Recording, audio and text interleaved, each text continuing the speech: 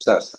Yeah. And related to that, sir, content-wise also, while you are attempting at the expressing your content of the question, it is said that while a factual question is asked, your answer should be prompt, and while a question involving some analysis, you should take a pause and then answer the question.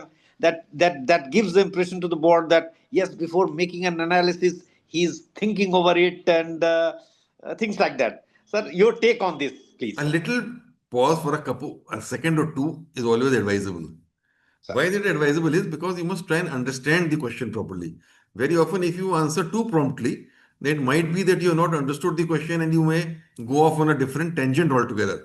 Right. So when the board member asks you a question, you take a couple of seconds, 1 or 2 seconds, 3 seconds, to just digest and understand. And even if it is a factual question, take that time and then answer.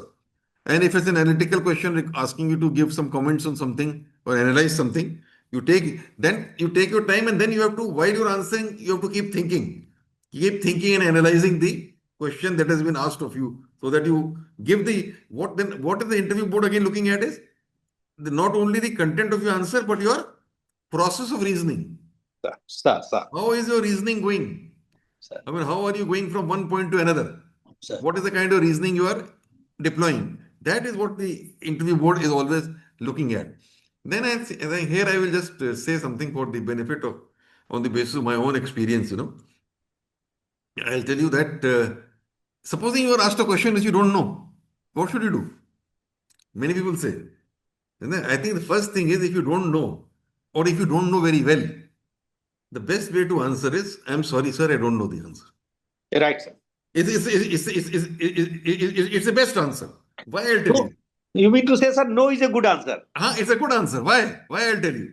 And of course, if you answer every question no, then you then it's not a good thing. But if 3, 4 questions here and there you can say, sir, I don't know, or I have not, then it is not a bad answer. Why? Why I'll tell you. I'll explain why I'm saying this. Supposing you know something a little bit, and you start answering, then you get caught because the interview board members are very knowledgeable. And when he or she is asking a question, she knows a lot about that topic. That is why she is asking you. And moment you give half-baked answers, he will then start counter-questioning you.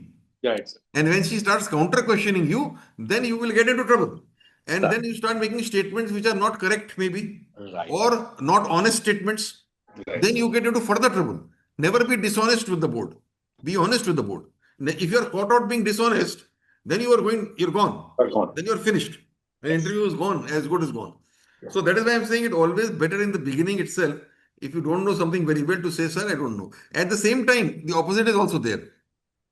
If you know a question well, then it's like in the cricket analogy. You say, no, you don't play on the pitch of the other team. You play on your own pitch. When you're playing in India, you play a spinner track. When you play in Australia, it's a fast bowler's pitch. So supposing you get a question which is in your pitch, supposing you are very good in the constitution, and the question comes on the constitution, and you know that topic. Somebody asks you about basic feature of constitution, and you know all about it. Then you should pounce upon it. Yes, sir. Don't leave it. Yes, Then you yes. speak. You speak more. In fact, you encourage the interviewer to ask you more questions. Yes, sir. That is your pitch now. Yes. You brought him to your pitch. Talk on your pitch for 3, 4 minutes, 5 minutes if you can. Allow him to cross question you. He will cross question you. You keep. Then the moment you do that, the overall impression that you create is very good. Oh, bhai, isko to, he bahut aata hai. He knows a lot. So, but if you are in a topic which is not your topic, get out of it as fast as you can. I'll give you only a personal example. When I gave my IAS interview in 1978, I can tell you that I made this mistake. I had read a lot of things. I was very fond of reading. I had a lot of knowledge.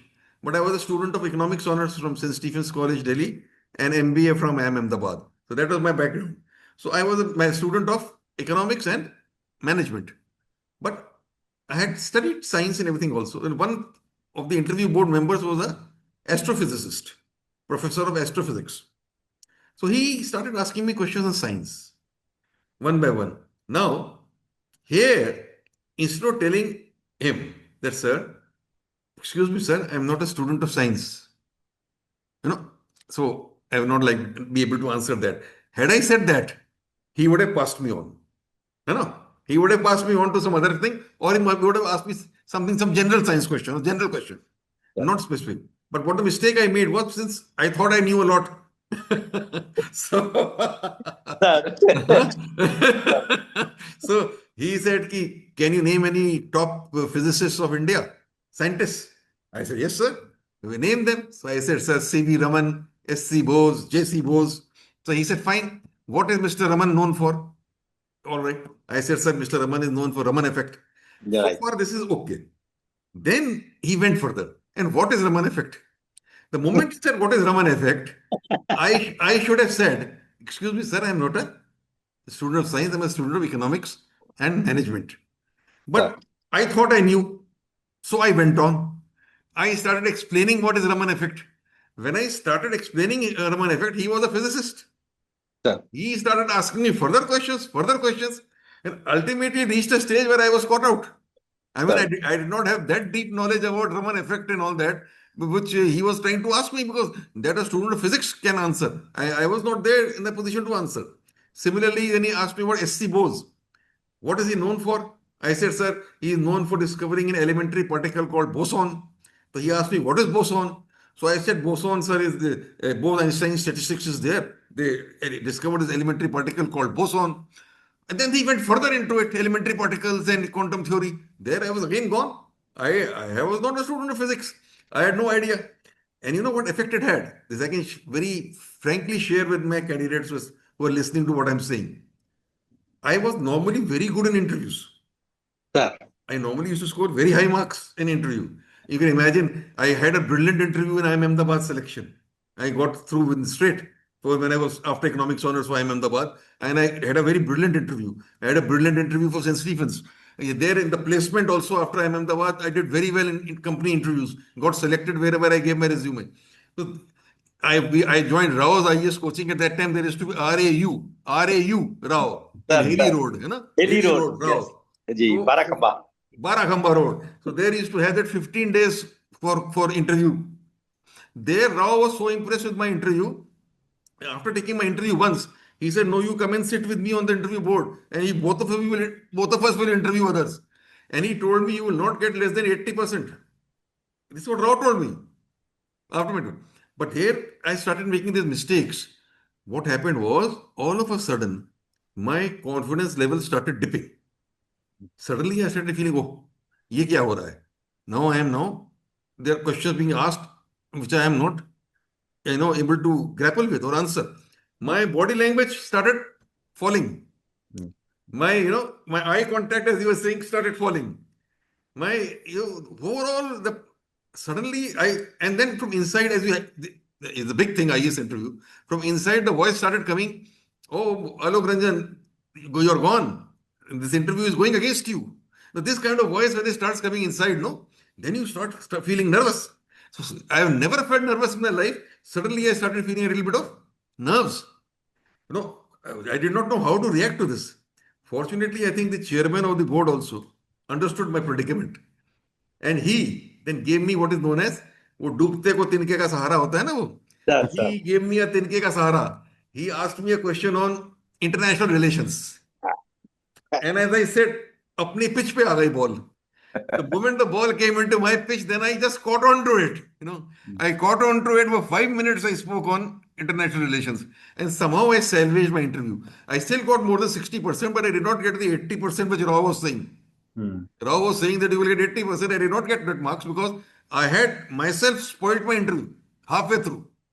So I'm just sharing this example that these kind of things happen. So never enter into an area which you're not having complete knowledge, because the interview board member has more knowledge than you. It's never wrong to say, sir, beyond this, I don't know. Because of whatever reason. I had a legitimate reason to say I'm not a science student. How can I answer what is Raman effect? I should not have answered. There is no need for me to answer that. It's that kind of thing is becoming very important. So I think this has to be, I'm just sharing a personal example because candidates must realize that we are also human beings like them. And we also went through the same thing and face the same pressures. It is not that we have come from somewhere outside and some divine thing is inside us. It's not so. We're just like all the boys and girls who have been called for interview today. We face the same tensions, the same pressures, the same, question marks on various things. We are worried about also interview. That is also there. Second thing I must tell you, I must share here again. Hobby. Hobby is a very important question. Hmm. If Sir, you I have was written, about to come on that hobby part. Yeah. if you have written any hobby, be very solid about it. Otherwise, don't write hobby. If you don't have a good hobby, it is best to write that I like to play games, I like to do things generally, listen to music, but generally, I don't have any specific hobby. But if you write a specific hobby, if you say I'm fond of classical music, my hobby is classical music, then be prepared that some interview board member will be an expert on this topic. You be prepared to face the music. You be prepared to face the music because some board member will be knowing everything about rag, alap, and everything, and he will start grilling you. And there, if you are not able to answer, it goes against you. I used to write reading as my hobby because I was confident of my reading. So that helped me. I remember in the interview, the first member, he was a retired foreign service officer. He asked me on reading, and that went on very well. Favorite authors, favorite books, why this book, why not that book, what do you think about this author, what that. So, but because I had read so I could answer. But supposing you write reading and you have not read much, and they start asking you questions about some, and you don't even know the authors, you're not even read those books, then you are caught out. So it is best in hobbies to play safe. If you know something about something well, if it is really your hobby, if it is really your hobby, then you know something. If it is not your hobby, don't try and create a hobby for the sake of the interview. Don't try and create one.